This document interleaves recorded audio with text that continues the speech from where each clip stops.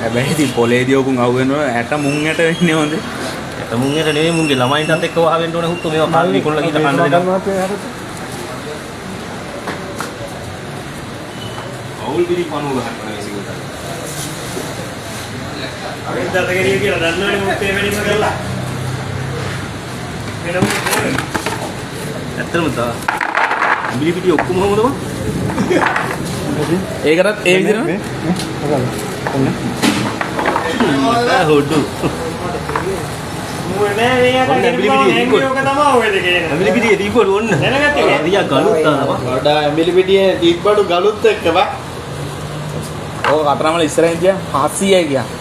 ලෙඩ 7කට බෙහෙතක් ගියා. වෙනිවල් ගැනවත් දැන් මම දුක නැහැ ඔය. ඒ අන්න රගත්. ඔනේද? මොක හලහංගයි බිමට. ඔය බේසමකට හලහන්න නැත්නම් වායව කොට දාන්න බෑ. කූඩයක් ගන්න මහත්තයා. ඔය කූඩේ ගහලා යන්න. ඒකත් වීඩියෝ එකට.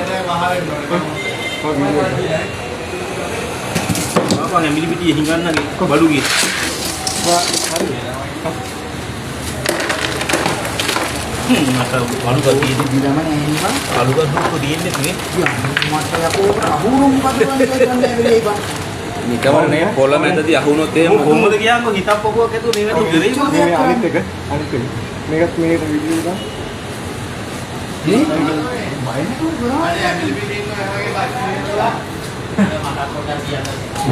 බෑ ඉල්ලන්න එපා මේ දෙන්න බෑ ලෙඩ 7කට බෙහෙතක් දැන් මේ පාඩු පාඩුවල් ඔන්න අරන්නයි ඒක හරි වැඩ බලන්න පොඩ්ඩක් මොනානේ ඔන්න බලන්න ඉක්පුට් මේ ඖෂධයක් මේ මේවා මල්ලි මොකනවා දාලා මේ අර මෙව්ව පොළනේ බං මොනාද මේ කොන්ක්‍රීට් කැල්ලක් මේ විජේ පත්‍රවල දඬු